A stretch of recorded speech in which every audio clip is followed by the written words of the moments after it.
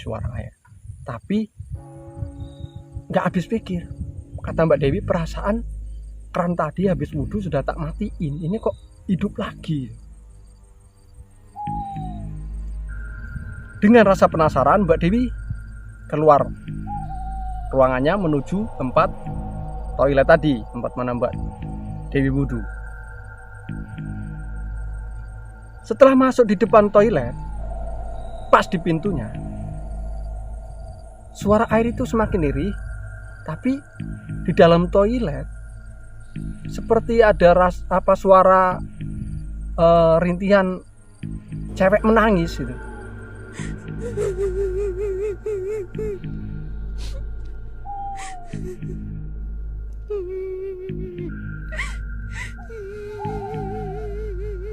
Assalamualaikum warahmatullahi wabarakatuh.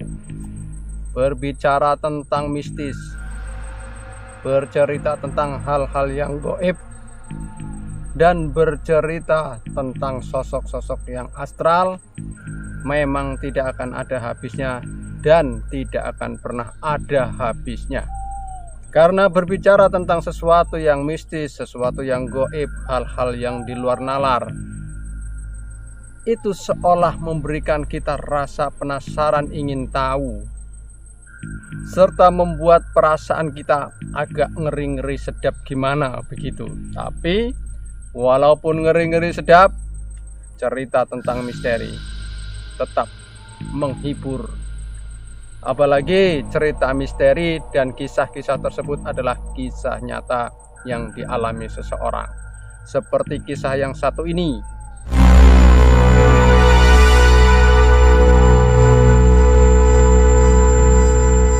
Tapi sebelum melanjutkan kisah cerita di babak yang kali ini, jangan lupa kepada sahabat-sahabat semua, sahabatnya Mas Cokro, untuk menekan tombol subscribe, aktifkan lonceng, like, and comment, supaya channel ini tetap berkembang dan tetap bisa menghibur Anda. Bagi sobat-sobat semua yang sudah menekan tombol subscribe, like, and comment, Mas Cokro ucapkan terima kasih. Kita lanjut ke inti ceritanya, sobat. Kisah ini dibagikan oleh sahabat saya yang bernama Mbak Dewi. Mbak Dewi ini dia adalah seorang tenaga honorer di sekolah. Bagiannya dia adalah staf tata usaha. Di mana di tempat kerjanya Mbak Dewi ini sering mengalami hal-hal yang mistis, hal-hal yang berbau gaib. Apalagi di kala Mbak Dewi sedang bertugas di kantornya sendirian. Sesuatu yang gaib dan sosok-sosok astral itu memang ada di mana-mana, apalagi yang namanya di sekolahan. Karena sekolahan itu selain tempatnya sepi, kalau malam selalu kosong. Jadi wajar sosok-sosok tersebut sering mendiami di gedung-gedung sekolah. Termasuk di salah satu sekolah di mana tempat Mbak Dewi ini bekerja. Di sekolahan tersebut sering terjadi kejadian-kejadian yang di luar nalar. Pernah pada suatu ketika anak-anak siswa SMA tersebut itu sedang mengadakan perkemahan di halaman sekolah. Pas waktu itu malam minggu, bertepatan malam terakhir, biasanya anak-anak pramuka itu kan bikin perkemahan dan bikin api unggun. Ketika api unggun itu dinyalakan, tapi ini jarang yang melihat sosok tersebut. Hanya orang-orang tertentu yang bisa melihat sosok tersebut, termasuk Mbak Dewi ini. Jadi di kobaran api itu kan banyak asap, baru mau menyala itu samar-samar itu dari atas itu terlihat sosok bayangan putih berkelebat. Bus. Balik lagi. Bus.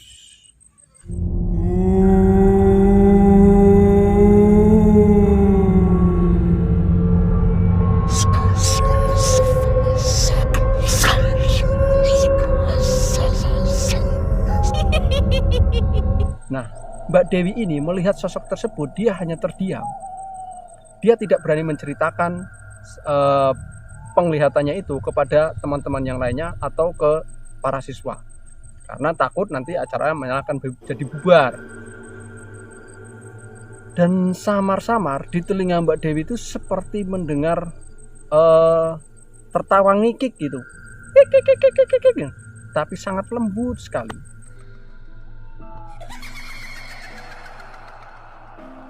Menurut cerita, kalau kita mendengar sesuatu yang tertawa di telinga kita itu begitu lirih, berarti sosok tersebut dekat dengan kita. Tidak hanya di situ, bahkan sering ketika malam hari orang yang lewat di lokasi sekolah tersebut itu melihat sosok-sosok astral.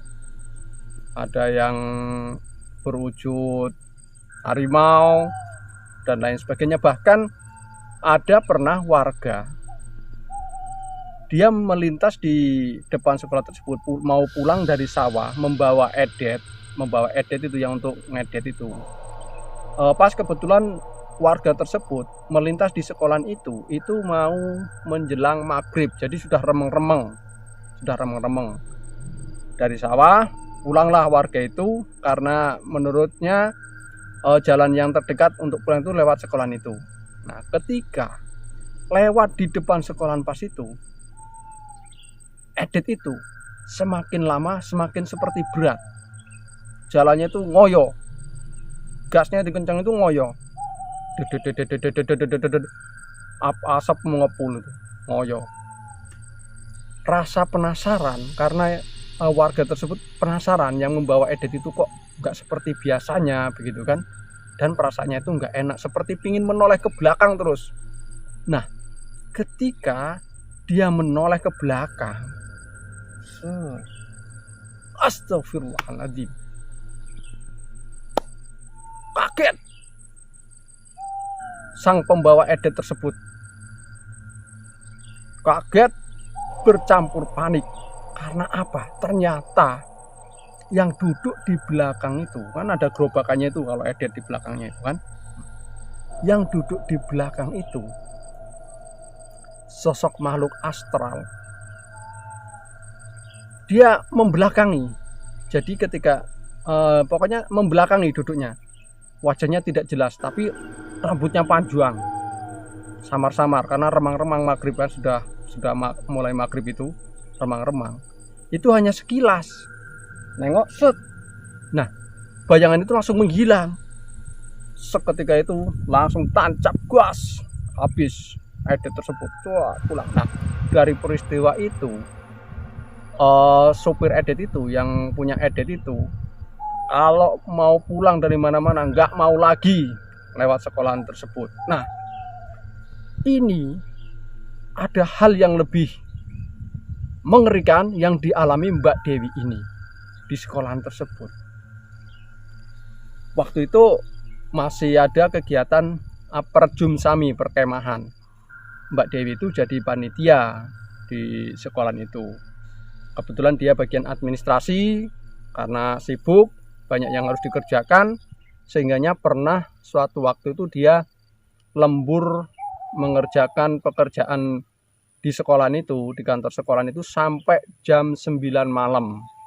Biasanya Mbak Dewi itu dijemput oleh suaminya. Nah, kali ini sudah mulai malam, Mbak Dewi itu belum pulang dikarenakan lembur. Ditelepon suaminya, "Dek, kenapa nggak pulang?"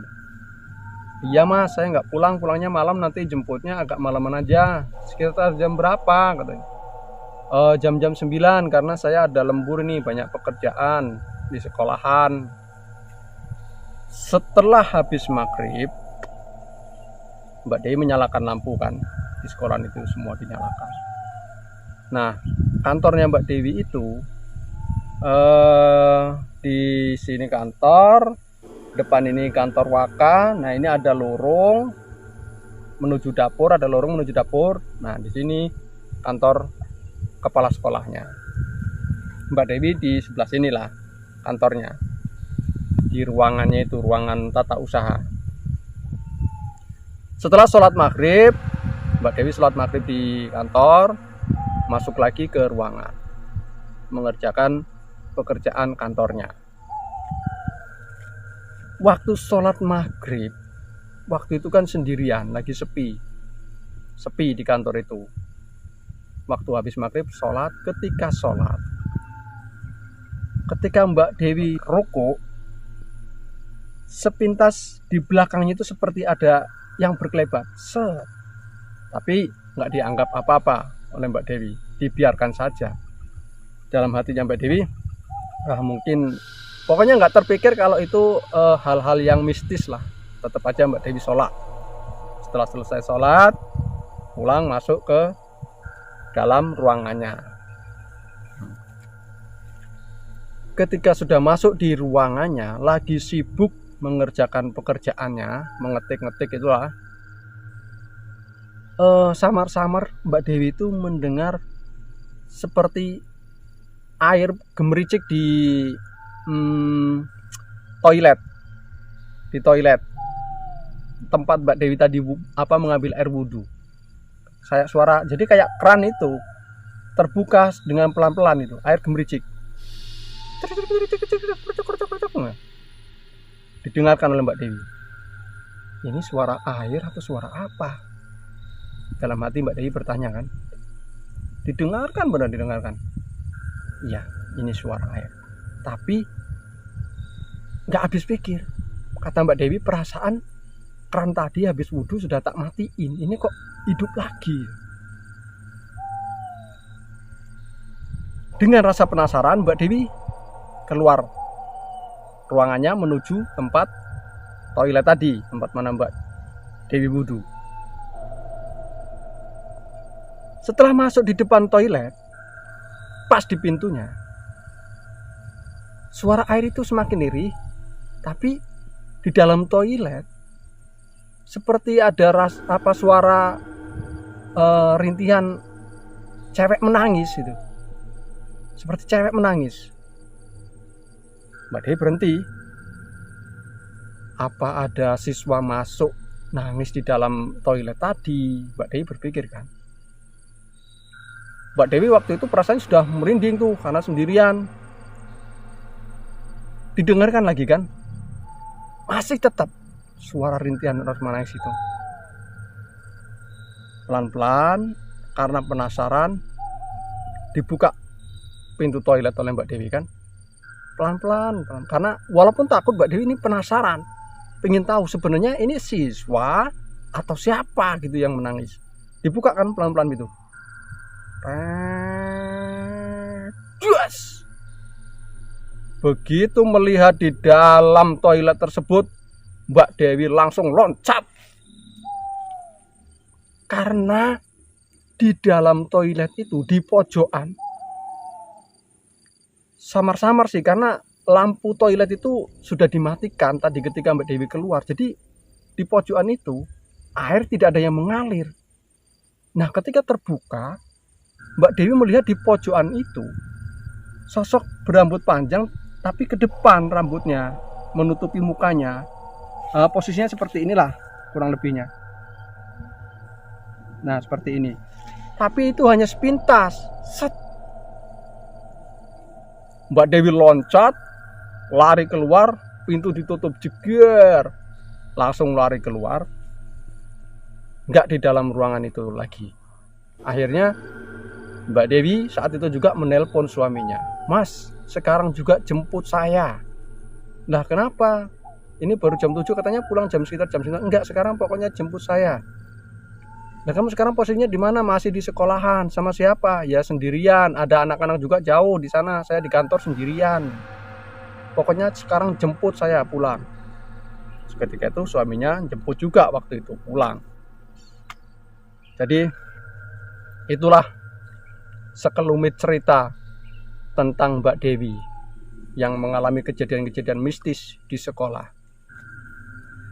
Dan memang sosok-sosok astral itu sangat berdekatan dengan kita, di mana sosok-sosok astral tersebut memang sering menunjukkan eksistensinya di mana tempat pasti ada. Yang penting kuncinya kita sebagai manusia yang beriman tetap percaya bahwasanya Allah lebih segalanya. Makanya ketika mau beraktivitas apapun, kita sedang bekerja di mana, jangan lupa untuk berdoa, memohon perlindungan dari Allah Subhanahu wa Ta'ala supaya kita terhindar dari hal-hal yang tidak kita inginkan. Terima kasih telah mengikuti kisah ini sampai selesai. Mudah-mudahan sobat-sobat semua selalu bahagia dan tentunya diberikan keberkahan oleh Allah Subhanahu wa Ta'ala. Akhirul kalam, wassalamualaikum warahmatullahi wabarakatuh. Salam bahagia.